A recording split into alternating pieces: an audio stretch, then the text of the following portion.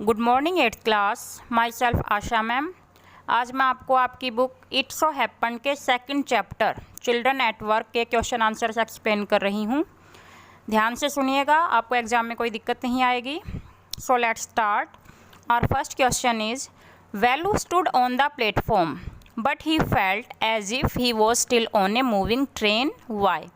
भाई वैलू जो है वो प्लेटफॉर्म पे खड़ा था, फिर भी उसको लगता है जैसे कि वो चलती हुई ट्रेन में हो। तो क्यों? तो हमारा आंसर है value was tired and exhausted.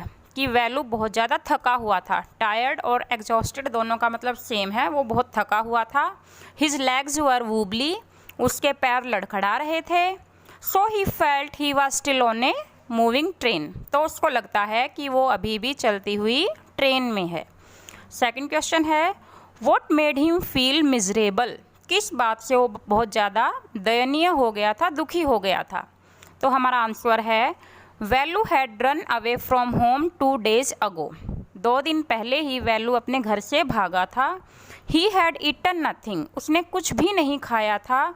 He was hungry, वो बहुत भूखा था। एंड लोनली, और अकेला था। So he was feeling miserable, इसलिए वो बहुत दयनीय फील कर रहा था। थर्ड क्वेश्चन का फर्स्ट पार्ट है value travelled without a ticket. Why? कि वैलू ने बिना टिकट के यात्रा क्यों की। तो हमारा आंसर है value travelled without a ticket because he had no money to buy a ticket, क्योंकि टिकट खरीदने के लिए उसके पास पैसे नहीं थे। सेकंड पार्ट है हमारा इस क्वेश्चन का how did he escape the ticket collector's attention. वह टिकट कलेक्टर के ध्यान से कैसे बच गया। भाई उसके पास टिकट नहीं थी, फिर भी कैसे बच गया। तो हम कहेंगे Velu escaped ticket collector's attention as he did not come to the unreserved compartment, क्योंकि जो टिकट कलेक्टर है वो अनरिजर्व्ड यानी अनारक्षित कंपार्टमेंट में नहीं आया। भाई उस डिब्बे में टिकट कलेक्टर नहीं आया चेक करने के लिए। फोर्थ क्वेश्चन है हमारा why had Velu run away from home. कि वैलू घर से क्यों भागा था। तो हम कहेंगे वैलूज फादर वाज ड्रंकर्ड। कि जो वैलू का पिता है वो शराबी था। Velu was beaten by his father daily, उसका पिता उसको डेली पीटता था। His father use to snatch all the money he earn. Snatch होता है छीन लेना। उसका पिता जो भी पैसे वैलू रोज कमाता था वो छीन लेता था। So he had run away from home, RUN run आएगा यहाँ पे, इसलिए वो घर से भागा था।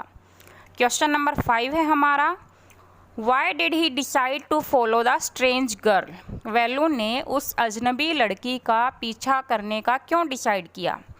तो हमारा आंसर है Velu did not know what to do and where to go in the city. भाई नए शहर में वैलू को नहीं पता था कि उसको क्या करना है, कहाँ जाना है। Only she could help him, केवल वो लड़की उसकी मदद कर सकती थी।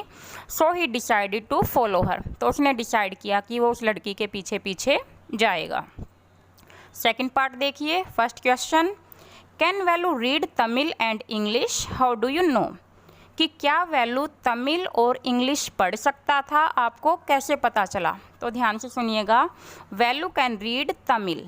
कि जो वैलू है वो केवल तमिल पढ़ सकता था but he can not read English, लेकिन वो इंग्लिश नहीं पढ़ सकता था।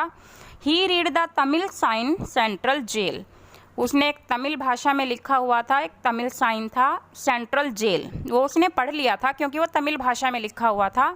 But he knows nothing what is written on English sign board, लेकिन जो इंग्लिश साइन बोर्ड पे लिखा हुआ था वो वैलू पढ़ नहीं पाया क्योंकि उसको इंग्लिश पढ़ना नहीं आती थी। नेक्स्ट क्वेश्चन है हमारा if you are not careful you will soon be counting bars there. The girl said, भाई वो लड़की कहती है अगर तुम केयरफुल नहीं रहे, सावधान नहीं रहे, तो तुम जल्दी ही वहाँ पे सलाखें गिनोगे। तो what is she referring to, वो क्या रेफ़र कर रही थी लड़की यहाँ पे, she is referring to jail. तो वहाँ ये वो जेल को रिफ़र कर रही थी, भाई जेल के बारे में कह रही थी। What does she mean when she says if you are not careful. भाई इसका क्या मतलब था जब वो कहती है कि अगर तुम सावधान नहीं रहे। She says something a little later, थोड़ी देर बाद वो कुछ कहती है which mean the same, find that sentence. तो हमारा आंसर देखिए she mean to say that Velu must be careful about whatever he does. वो वैल्यू को ये कहना चाहती थी कि वैल्यू जो कुछ भी करे इस शहर में तो उसको थोड़ा होशियार रहना पड़ेगा, otherwise he will be in jail, और नहीं तो वो जेल चला जाएगा। मतलब कुछ भी अगर गलत कर देगा तो उसको जेल में डाल दिया जाएगा। अब हमारे नेक्स्ट क्वेश्चन का फर्स्ट पार्ट है, where did the girl lead Velu to.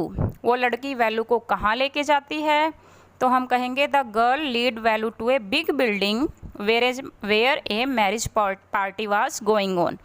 वो वैल्यू को एक बड़ी सी बिल्डिंग में लेके जाती है जहाँ पर एक मैरिज पार्टी चल रही थी, शादी की पार्टी चल रही थी। सेकंड पार्ट है, what did they get to eat, और वहाँ पर उनको खाने को क्या मिला, तो they got 2 bananas and 1 vada to eat. वहाँ पर उनको 2 केले और 1 वड़ा खाने को मिला। उस पार्टी के पीछे कोई गार्बेज बिन था जिसमें वो कचरा डाला गया था, तो वहाँ पे उनको 2 केले और 1 वड़ा मिला था खाने को। फोर्थ क्वेश्चन है हमारा, what work did she do. वो क्या काम करती थी, think of A 1 word answer. भाई आपको बताना है, उसके लिए एक वर्ड बताना, भाई वो बच्चे क्या काम करते थे। वो वर्ड है रैग पिकिंग। रैग पिकिंग का मतलब था कूड़ा उठाने वाले बच्चे, तो वो क्या काम करते थे, रैग पिकिंग।